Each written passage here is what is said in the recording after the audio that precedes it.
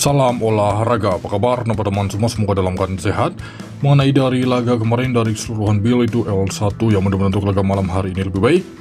Dimana di laga kemarin kejutan di laga Brighton ya, 7-0 kemenangan Nottingham. Jadi untuk laga ini kita membahas pertandingan Brentford menghadapi Tottenham Hotspur. Di laga ini terlihat tuan rumah Brentford diprediksi akan menggunakan formasi 4-2-3-1, sedangkan Tottenham Hotspur di laga ini diprediksi menggunakan formasi 4-3-3. Song Heung-min, Richarlison, Kulusevski masih dipercaya menjadi ujung tombak untuk tim tamu Tottenham Hotspur ya. Terlihat dari klasemen sementara di mana Tottenham ini mengalami penurunan performa di musim ini, terbukti mereka berada di peringkat 16 sementara dengan meraih 24 poin dari 23 laga, sedangkan Brentford berada di peringkat 11. Jadi untuk laga ini mudah-mudahan tidak seperti laga Nottingham ya. Untuk laga Brentford menghadapi Tottenham, jadi untuk laga kemungkinan besar versi saya sendiri laga ini cenderung bisa berakhir di skor imbang. Di laga yang kedua saya membahas pertandingan tuan rumah Manchester United menghadapi Crystal Palace.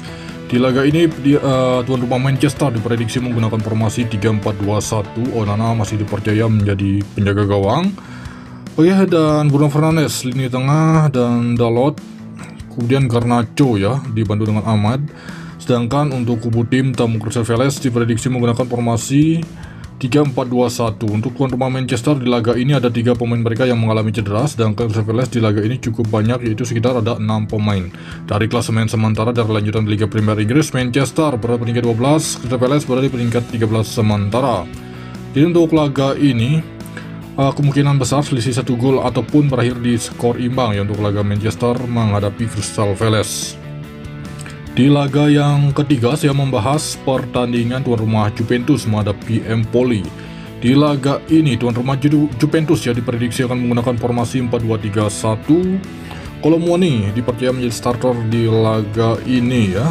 Sedangkan untuk Empoli di laga ini diprediksi akan menggunakan formasi 3-4-2-1. Untuk tuan rumah Juventus di laga ini diprediksi sekitar ada 5 pemain mereka yang akan absen, sedangkan Empoli di laga ini sekitar ada 8 pemain ya.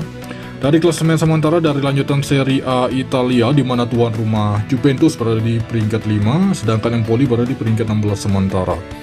Untuk laga ini kemungkinan besar selisih 1 gol ataupun bisa berakhir di skor imbang untuk laga Juventus menghadapi Empoli. Di laga yang keempat saya membahas pertandingan dari Serie A Italia. Di laga ini mempertemukan tuan rumah AC Milan menghadapi Inter Milan. Di laga ini diprediksi AC Milan akan menggunakan formasi 4-3-3 ya. Abraham menjadi ujung tombak dibantu oleh Pulisic dan Rafael Leao. Di tengah yaitu Tijani Renner ya masih dipercaya. Sedangkan untuk Inter Milan di laga ini diprediksi akan menggunakan formasi ya 3-5-2. Lautaro Martinez dan Thuram ya masih dipercaya menjadi ujung tombak untuk Inter Milan. Terlihat dari klasemen sementara tuan rumah AC Milan ini berada di peringkat 8, sedangkan Inter Milan berada di peringkat 2 sementara. Untuk laga ini bisa selisih 1 gol ataupun imbang ya. Kemungkinan besar ini masih bagus nampaknya untuk tuan rumah AC Milan untuk bisa menahan gempuran dari tim tamu Inter. Next selanjutnya kita membahas pertandingan tuan rumah AS Roma menghadapi Napoli. Di laga ini tuan rumah Roma diprediksi menggunakan formasi 3-5-2. Dybala masih dipercaya menjadi ujung tombak untuk AS Roma. Sedangkan untuk Napoli di laga ini ada Lukaku ya, diprediksi akan menggunakan formasi 4-3-3. Untuk tuan rumah Roma tidak ada pemain mereka mengalami cedera, sedangkan Napoli di laga ini hanya 1 pemain saja. Musim ini Napoli tampil luar biasa, terbukti mereka berada di puncak klasemen dari Serie A Italia, sedangkan tuan rumah Roma berada di peringkat 9 sementara. Untuk laga ini nampaknya masih sangat bagus untuk tuan rumah Napoli untuk bisa meraih kemenangan di kandang AS Roma. Selanjutnya saya pergi ke La Liga Spanyol. Di laga ini mempertemukan tuan rumah Barcelona menghadapi Deportivo Alaves.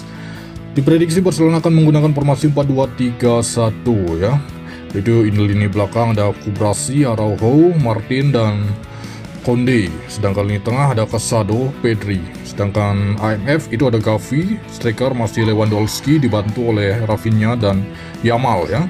Sedangkan Deportivo Alaves juga menggunakan formasi 4-2-3-1 ya. Seperti yang kalian ketahui, memang Barcelona dalam serangan balik memang sangat luar biasa saat dilatih oleh Hansi Flick ya. Ini sekitar ada 4 pemain mereka sudah dipastikan akan absen untuk tuan rumah Barcelona. Sedangkan Deportivo Alaves ini ada 3 pemain dari klasemen sementara dari lanjutan La Liga, di mana kemarin Madrid menelan kekalahan saat menghadapi Espanyol. Ini peluang besar untuk Barcelona meraih kemenangan di kandang sama menghadapi Deportivo Alaves yang berada di peringkat 18 sementara. Untuk laga ini nampaknya Barcelona akan mampu meraih kemenangan lebih dari selisih 1 gol di kandang. Oke, next selanjutnya saya pergi ke Bundesliga Jerman. Di laga ini mempertemukan tuan rumah Bayer Leverkusen menghadapi Hoffenheim. Di laga ini diprediksi tuan rumah Bayer Leverkusen akan menggunakan formasi 3-4-2-1 ya. With Souček masih dipercaya menjadi starter di laga ini. Sedangkan Hoffenheim diprediksi akan menggunakan formasi 4-2-3-1 untuk tuan rumah Leverkusen. Diprediksi ada 3 pemain mereka akan absen, sedangkan untuk kubu tim tamu Hoffenheim di laga ini yaitu sekitar ada 6, 7 ya, 7, 8, 9, 10, 11, 12, 13 pemain yang akan absen. Dari klasemen sementara dari lanjutan Bundesliga Jerman, Leverkusen berada di peringkat 2, sedangkan Hoffenheim berada di peringkat 15 sementara.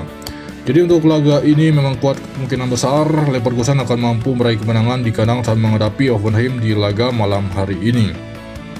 Selanjutnya saya pergi ke Liga 1 Prancis. Di laga ini mempertemukan tuan rumah Reims menghadapi Rennes ya. Oke, terlihat dari formasi ya, tuan rumah Reims nampaknya akan menggunakan formasi 4-2-3-1, sedangkan untuk kubu tim tamu Nantes di laga ini diprediksi akan menggunakan formasi 4-3-3. Untuk tuan rumah Reims di laga ini cukup banyak pemain mereka yang mengalami cedera, sekitar ada 6 pemain, sedangkan untuk kubu Nantes ada 3 pemain saja. Klasemen sementara di mana Reims ini berada di peringkat 12, sedangkan Nantes berada di peringkat 14 sementara.